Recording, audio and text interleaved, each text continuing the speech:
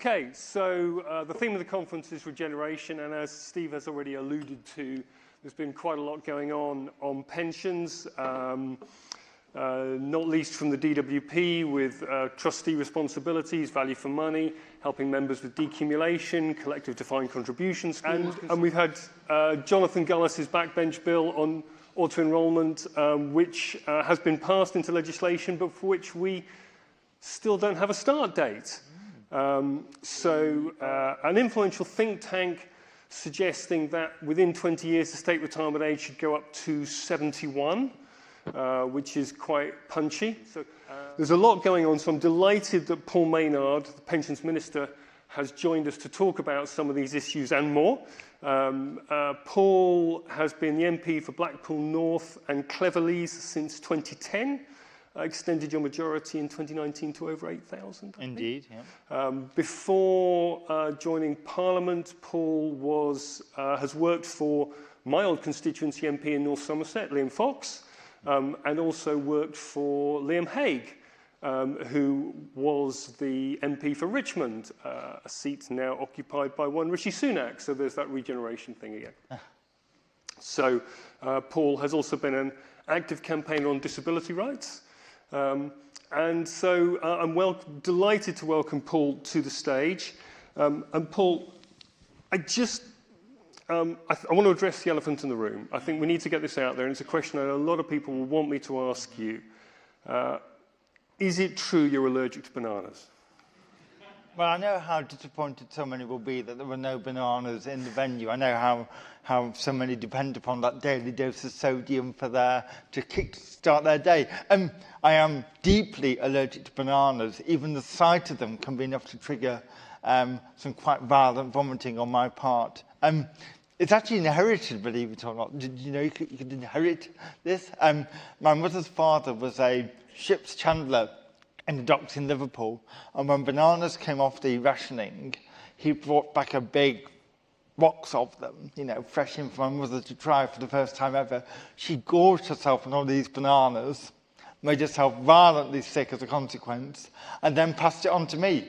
And I now, even the sight of a banana out of the corner of my eye, I start to idealize, think about what it might taste like, and then I have to leave the room. Who knew? Okay. Yes, I'd never. Little things that people don't know about me. More importantly, thank you for that. Thank you for sharing that with us. More importantly, I've talked a bit about, there's a lot going on with pensions, I think with auto-enrollment and various other areas. You've been in post since November of last year as Pensions Minister. Laura Trott kicked off a lot of work last year. But can you just talk about what would be your vision for where we're going with the UK's pension system, what you think the challenges are and how we're going to overcome them? Well, I think unconscious I'm following quite a long line of very distinguished pension ministers, from Steve Webb to Guy Offerman to Laura. So I feel slightly trepidatious walking into this brief, which I am no expert in. I'm quite happy to admit that. But I always get a bit nervous for the vision thing, first and foremost. Politicians with a vision can be very dangerous, because often that means they have their eyes on the horizon. They're not looking down at their feet and what they are about to trip over. They always think part of the job of a minister, junior minister in particular, is to sweat the small stuff, not trip over, because that can endanger the whole edifice. But yes, you do need to have some direction in which you're heading, some North Star, some principle that you're trying to adhere to. And I think for me, it's about ensuring that we have a pension system that delivers a good standard of living for pensioners. Now, that might sound obvious, but I represent Blackpool North and Cleverleys, as you said. Typical seaside town, has 8 out of the 10 poorest neighbourhoods in the country. I have a very, very, very large elderly population on a very low average income, many of whom have undersaved throughout their lives for one reason or another, caring responsibilities. Their retirement income is not what they expected it was going to be. So, they have real economic difficulties. And whilst the welfare state can step in and assist them as best it can, I want to try to build a system whereby people can make the right decisions throughout their lives, that they think about what they will need in later life at as early a point as they can. That's one of the great things about auto-enrollment is it takes some of that uncertainty and indecision out of the process. But people still need to engage. They still need to ask themselves, am I going to be able to afford to do what I want to think, or rather think I want to do in my retirement? So that's why getting advice at the right time and the right format matters. So you want to build that ecosystem, as you like, that promotes good quality thinking and saving and engagement with your financial needs in later life. And that was something Guy, often one of your predecessors, focused a lot of energy on, was that question of engagement and decision making. And I think most of us would regard that as been extremely helpful and worthwhile. It feels like the focus has shifted a little bit in the last year or so, first with Laura and then with yourself.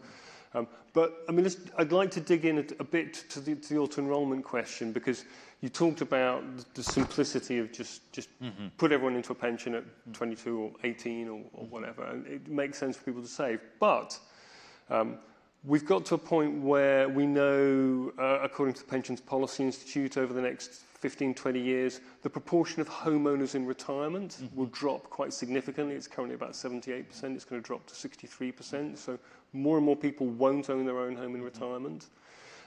We've got the auto-enrollment threshold, which you just signed off as, you know, the earning threshold is still 10,000, but that's now quite a lot lower than the state pension, which is 11,500. So we could have a situation where someone's getting auto-enrolled, sacrificing income now and quality of life now and standard of living now in order to save into a pension, when their state pension, when they retire, will be 15% higher than their current income. And that begs some questions about the appropriateness of auto-enrolling them.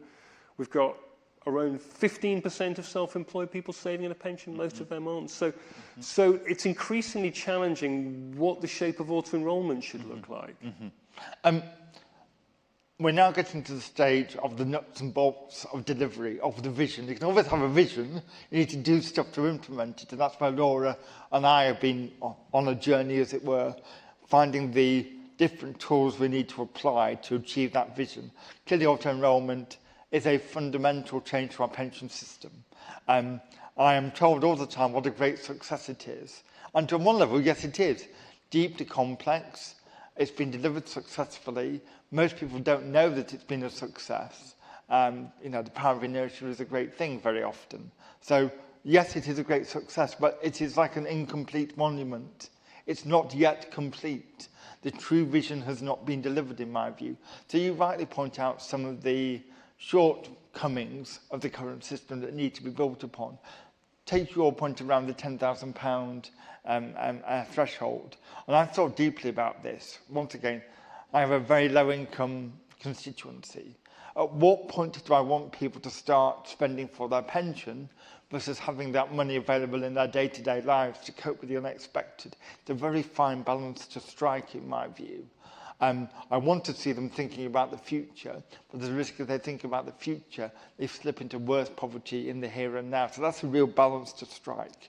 I think it was day one of your sponsors published a report, Scottish Widows did, on undersaving and auto-enrolment. It was the first report I read. There are so many reports in this sector, they come out on a weekly basis almost. But I was struck by how it could identify different groups who were not making as full a use of auto-enrolment as they perhaps could do. And self-employed is a particular one, I think, where they're not yet on board, as it were.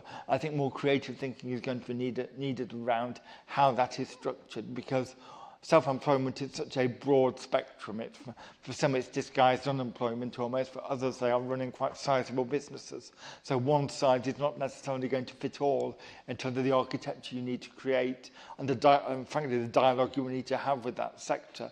Others are perhaps a narrower group in the population, equally challenging. So I was discussing with Scottish Widows the issues around certain ethnic minority communities, the Bangladeshi and Indian community, for example, where because of the nature of their family structures, the employment they go into, a lot of them have passed by auto-enrolment, as it were, and not been captured by it. And I don't think it's some great government strategy that's going to solve that. It's a patient engagement with local community groups that are trusted interlocutors in those communities who will usher people through. So sometimes you have to think hyper-local. Government can't solve every single problem, but what they can do is set out here's the problem, here's who we think can solve it, that might not be the state, but how can we equip those community groups to have that conversation and nudge people in the right direction, the power of nudge again that politicians rely upon so much perhaps. So that would target certain specific groups. I mean, and at the same time, we know that for a lot of people, there's still an adequacy question. Yes. Millions of the people who've been auto-enrolled, we simply need to turn that dial up a bit more. Yeah. There's a fairly straightforward solution. Look, 8% isn't enough, and it's not even a full 8%. It's 8% of some of their earnings, not 8% of all of their earnings.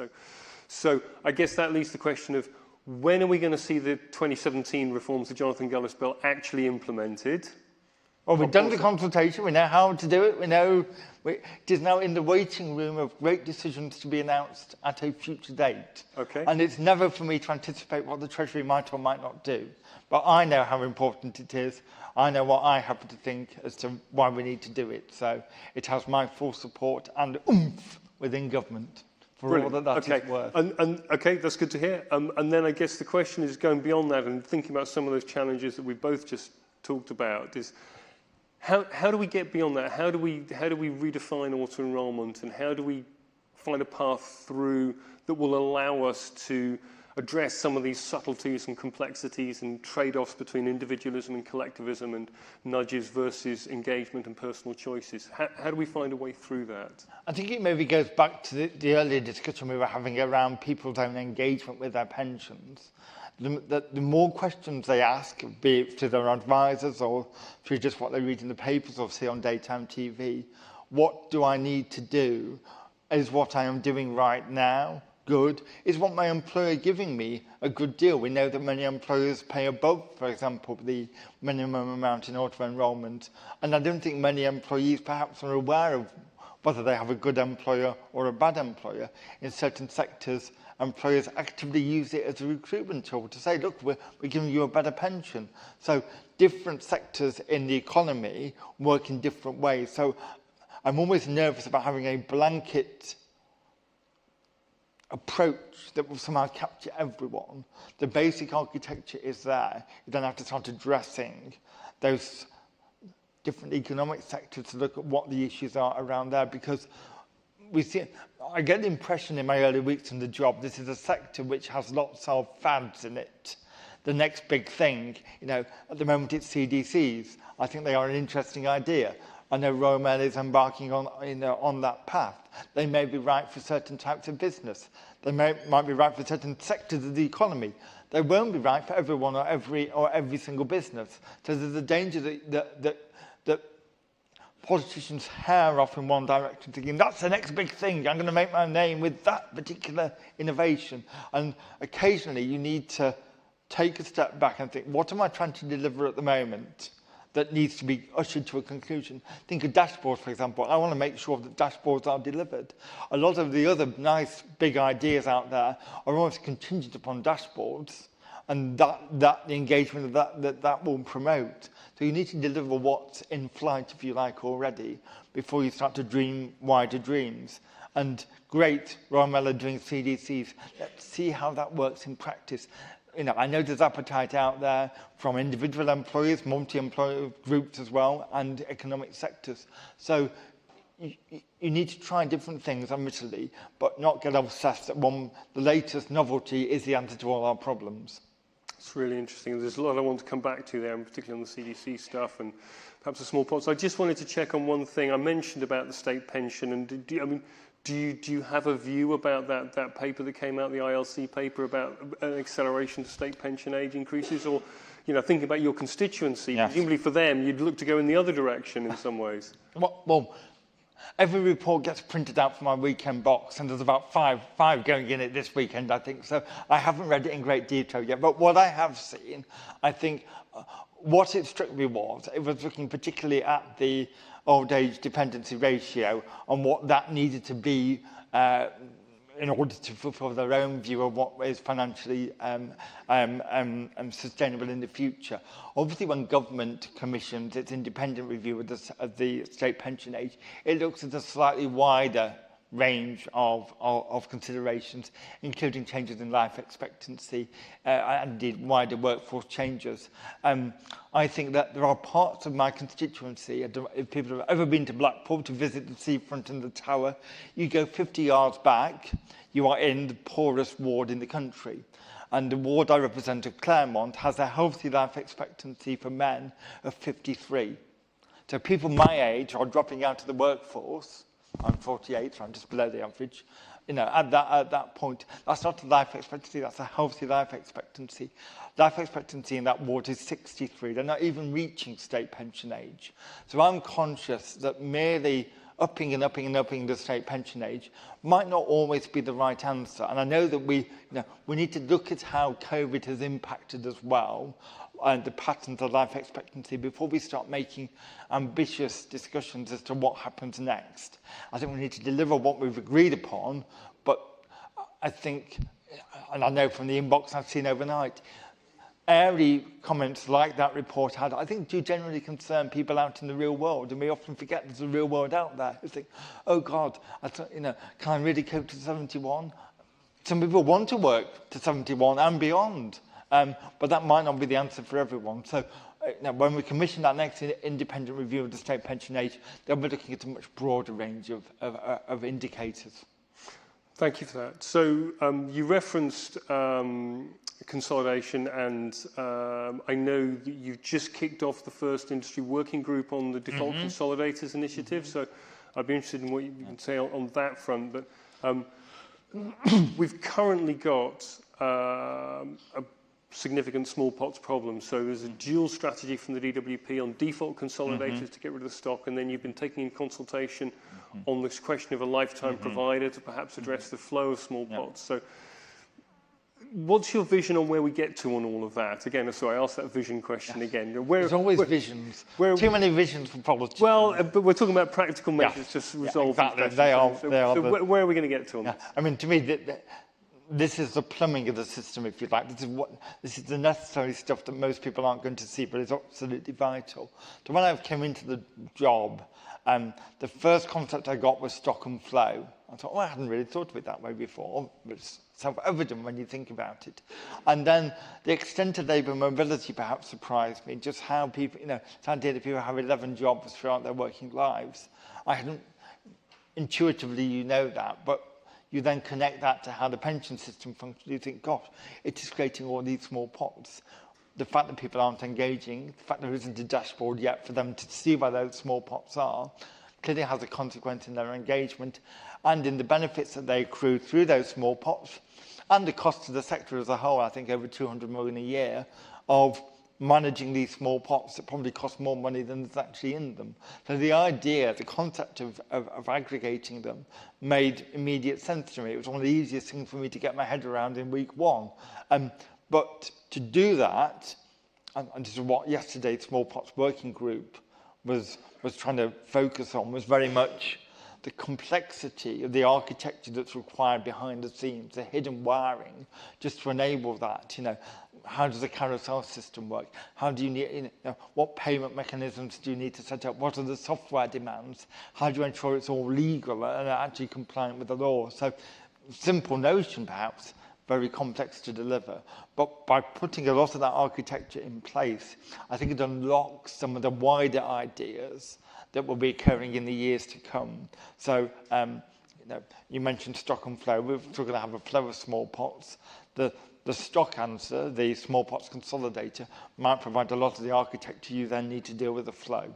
And that was kind of my next question, is that question of the lifetime provider and the flow question, whether it's the lifetime provider or some other question, is that being built into the work that's currently going on the default consolidators?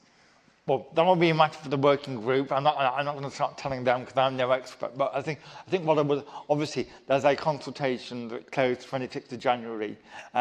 I'm one of those rare ministers that I insist upon reading every single consultation response. I mean, they've got a power that high at the moment. The officials are not sure whether they like it or not. So I am wading through that at the moment. And I think what comes out to me, although I can't comment on what the final conclusion is going to be, clearly, is this need for a lifetime culture is how I see it in my mind. And the lifetime provider is certainly one model that you could go down. But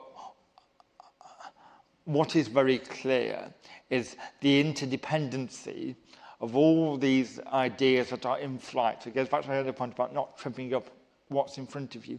Dashboards, value for money, guidance, trustees, all the elements that come into Mansion House, they are all critical to delivering that lifetime culture.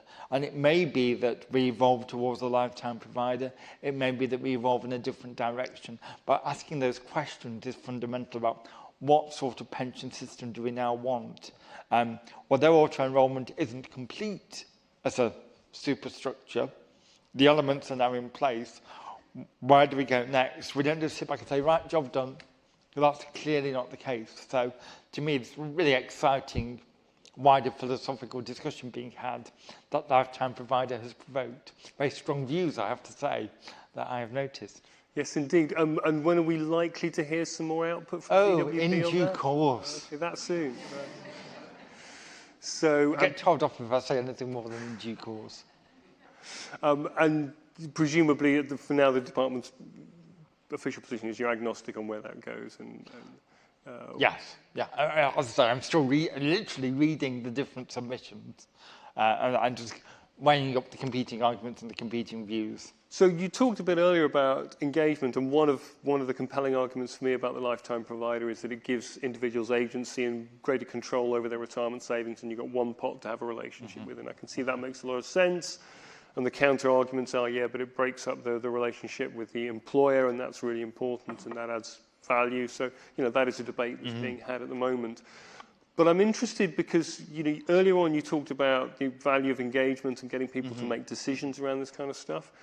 But we've seen from Australia and elsewhere that sustaining people's interest in pensions, I mean, I don't understand this, but some people aren't interested in pensions. So they struggle with sustained engagement with their retirement savings. So how do we overcome that if that's part of the solution in all of this? Always remember the tagline for tax needn't be taxing. And I tried to have an approach that pensions needn't be perplexing, but they are. And certainly as someone who's a non-expert, when I got told, do you want to be pensions minister? I thought, oh, God, I don't even understand my own pension. How can I possibly be in charge of other people's? It is a deeply confusing area. So you need to have the right engagement at the right time. And the engagement you want with the 18-year-old or the 20-year-old might not be the same as clearly won't be the same as the engagement you have with someone just a few weeks or months away from their retirement. So it's working out what is the right message to communicate at the right time. What are the contact points, the interaction points? They would be different if you're with a big employer that can organise seminars and pay in more than they are legally obliged to do than if you're in a very small employer that maybe isn't as engaged in the provision. So this is why I think the Money and Pension Service will have a really important role to play, is working out what the right time is and what the product is. I know we have midlife MOTs. That might be a really useful point at which you can start to have a more serious conversation, in my view. But you will have to have those different stages of engagement, and it can't be the same at every age, because you're right, you have to sustain interest. I think interest isn't always... Everyone in this room gets pensions. A lot of people are scared of pensions. They don't want to think about when they hit 60-odd. That's not, they're living in the now and the here and now in their 20s. That's a long, long way away for them to think. So you don't want to scare people off either. The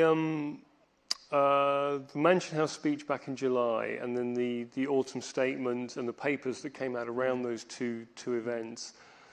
I guess if I were going to characterise the government's strategy, and it feels like it's still a work in progress, but you could loosely say what the government appears to be driving towards is fewer, bigger, better run pension schemes investing in the UK economy. And I don't want to go too far into the weeds on the productive finance thing, because I appreciate that's Treasury. I dare not comment on anything that's Treasury, particularly with the budget coming up. But again, we have this ludicrously complex pensions landscape in the UK, 27,000 schemes, of which about 25,000 have got fewer than 12 members. We've got thousands of own trust schemes. We've got dozens and dozens of master trusts. And there's the DWP focusing on trustee culture and skills, focusing on value for money, focusing on the through the pensions regulator on the levies that pension schemes pay. So it feels as if there's a squeeze coming on to just consolidate the whole industry down into a much more distilled provision of pensions. Where's that going to take us? So I would disagree with you. We're not focusing on the mechanics. You just listed several focuses that we're meant to have. You can't have multiple. My focus is on member benefits and maximising them. And different elements of the productive finance agenda will deliver, to a lesser or greater extent, to different degrees of member benefits. Consolidation will be one of that. And it will partly be driven by the push factor of delivering better member benefits, partly by a pull factor of the viability of those schemes over time, the way in which the market will work, the extent to which we see master trust condensing over time. We know, looking at Australia, that they've had a similar process of consolidation. It doesn't necessarily need government to push it, but government can encourage it, partly by the value for money agenda as well, pointing out which schemes are performing well, which are not performing well, and putting a degree of, sunlight is the best disinfectant, they always say. That transparency, putting ideas in trustees' heads as to what is in the best interest of their members. There's a danger that we think that somehow trustees aren't good enough. That's certainly not my view at all. I think we have some fantastic trustees in this country. If we're asking them to consider a wider range of investments in the productive finance arena, they need more support, I think, and more guidance from the regulators as to how to go about that, what to bear in mind, what are the tramlines within which they can operate in these potentially shiny new areas they might then go and invest in to improve member benefits. So to my mind, my focus is always member benefits. Everything else is a tool to deliver that. Okay. So kind of developing that theme, I wanted to talk a bit about collective defined contribution schemes. And I've been doing a research project for People's Partnership, and one of the areas we looked at was the question of CDC schemes. And I've been struck by this kind of disparity that appears to exist, where I go and talk to the industry, and quite a lot of people say, yes, CDC makes sense in theory, and the collectivization of longevity and investment risk and simplifying the retirement process for members, that all looks very attractive and perhaps generates higher returns, and everybody likes that. And I was interested that you said earlier on there are employers who are interested in CDC, because we know of one, but they seem to be lost in the post at the moment. And I haven't come across a lot of industry people who can say this is how CDC will actually get delivered at street level. And then I go and talk to your officials on the DWP, and every conversation I have with them, sooner or later they work it back round to, well, yes, but how will this help deliver CDC? So there seems to be a bit of a gap between DWP and industry on CDC. So I don't detect that same gap.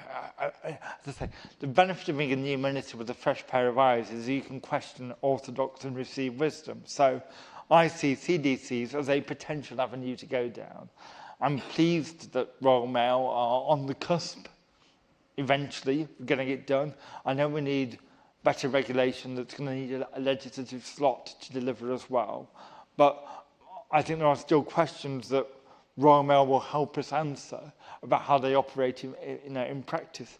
The Royal Mail version relies upon a relatively consolidated workforce doing a similar job. Community rating there is quite straightforward to do on one level. You move into a different type of employer, which has a much broader range, maybe works less well. It might be that sectors with lots of smaller employers, it could work well for.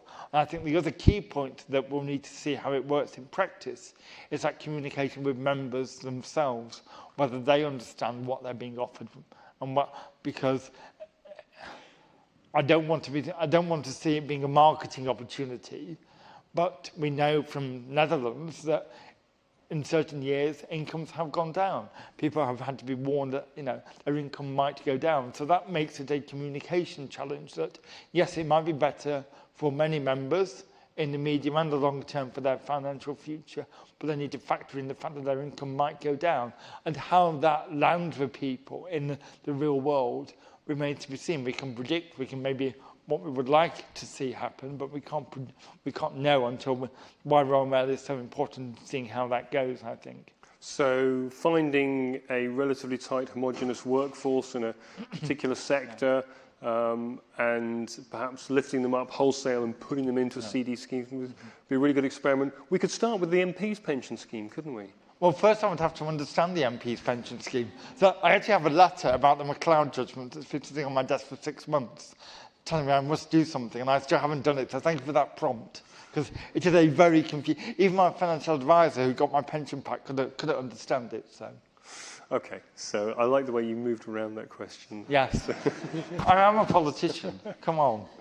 So I want to come back to something you said around the communications around CDC, because I've been increasingly struck looking at CDC and other aspects of the pension system. But certainly if we go down the CDC road, and to some extent this was also true of the lifetime provider, we've got this weird regulatory architecture in the UK where workplace pensions and auto-enrolment have been regulated by the pensions regulator.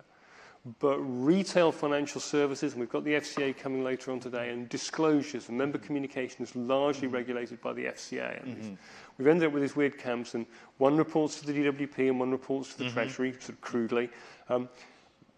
Increasingly, it appears to me that regulatory architecture is a barrier to some of the things we're trying to achieve here and present challenges. How would you regulate CDC, for example? I'd be really interested in any thoughts you have around that regulatory question. So I'm not about to announce a wholesale review of regulation, much as you might like me to, particularly when the Treasury, takes on FCA. So what I have seen in my months in the job now has been, as you rightly point out, different elements sit with different regulators.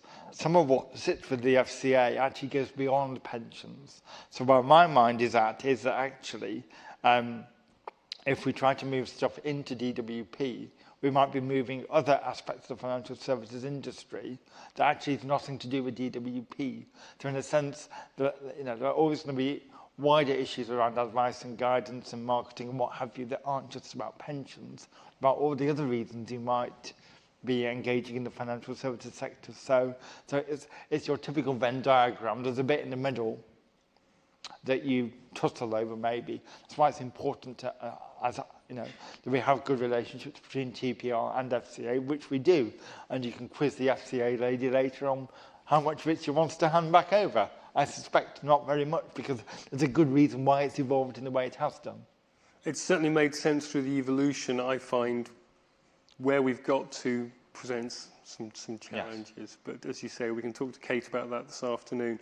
So something that's come up increasingly in conversations elsewhere, something Nucleus, one of the event sponsors, published an open letter on earlier this week, something I know TISA, the trade body, supports, something I've written into a brilliant paper that's going to get published next week, is this question of, do we need to take a step back and use a vehicle like a Royal Commission, a Pensions Commission, a Long-Term Savings Commission to address some of these challenges, and that would help us to synthesise a new consensus around where we're trying to get to on all of this, and I'd be interested in your thoughts around that. So I've been an MP now for some 14 years.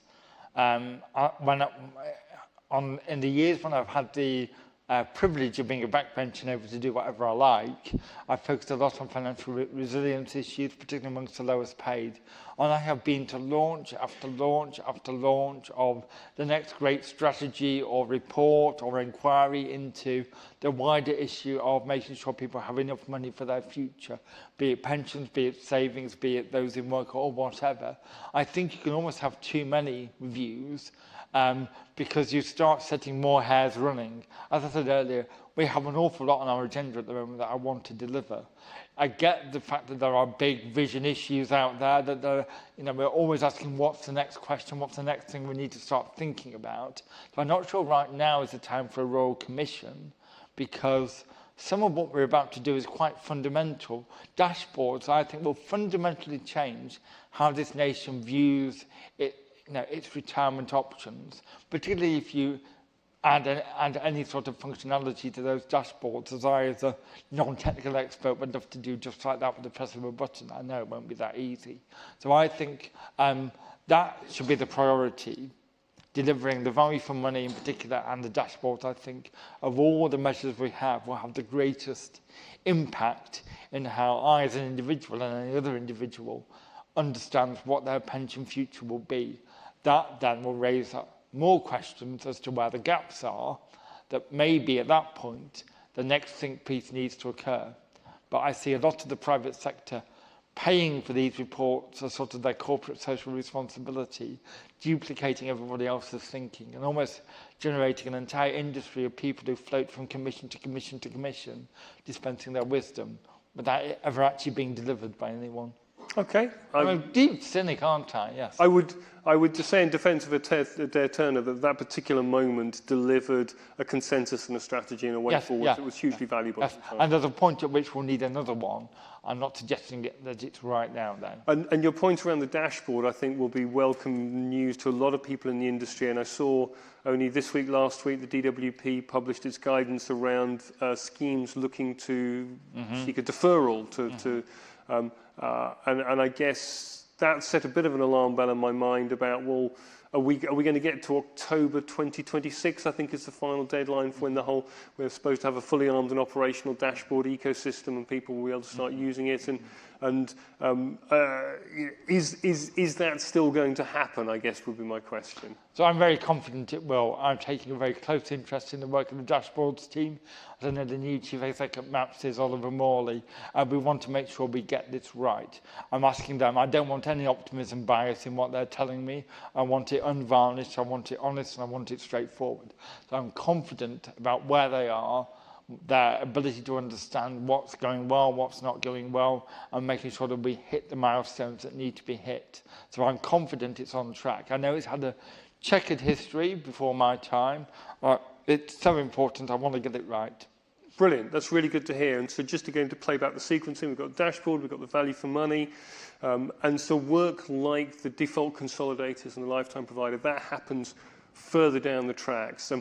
Where in all of that does the work around helping members to decumulate, to transition from work to retirement, where does that fit into that sequence of all that work that's going on? So I don't think I have a defined stopping pattern in my mind of what sequence each event occurs, partly because they are interdependent, but not necessarily sequentially interdependent. So the work on decumulation and the decumulation options, I think is partly around working out what they might be, how trustees can choose them, what menus they might want to choose from. So I think that at the moment that's a discrete strand of work. Depending on where that then ends up, will then plug into some of the other, and it's not clear to me yet which bit of that sequencing it will plug into. It's a deeply non-answer there, isn't it? I don't like non-answers. I'm conscious that we've only got a couple of minutes left, and which is why I was reaching for my laptop just to see questions, lots of chat, and rather than I shouldn't try and do this. Just kind of read commentary and pick out questions on the hoof. I tell you what we could do. Do we do questions from the room? No, I'm getting a shake of the head here. Okay. So no, I'm not even going to try and make sense of that. It'll just be too painful. Look, I'm really going to apologise to everyone that has been making commentary on that, because my brain isn't big enough to pick out questions and throw them at you without saying something I shouldn't. So look, we've got a minute left. Do you have any concluding comments that you'd like to make? Anything that we haven't talked about we should? We've got an election this year, Paul. What's your message to the voters of Blackpool and to the assembled audience in the room? Well, I always say to my own constituents, I've been your MP for 14 years, you've seen what I've done. If you want five more years of me, you know what to do. I think nationally, when a government's been in power for as long as we have, there's always that tension between, is it time for change, or do you want more of the same? And those who think that somehow this election is over, I think are in for quite a shock. We see an opposition, even today, doing a complete U-turn on its biggest policy plank. They have no idea. They don't have a plan. They're going back to square one, both about their policies and about the country as a whole. So I think that my constituents see them for what they are, a metropolitan elite who don't really understand people's real lives. Thank you very much for that. We're going to wrap it up there. Paul, Sorry to be political. almost exactly. You encouraged me. So the next session will involve Katie doing something we've never done before at the Landcat, which is a live international regulatory mashup between the UK, Australia and America. I've won. I'm really looking forward to seeing how this goes. So can we please thank our guest, Paul Maynard, the Pensions Minister.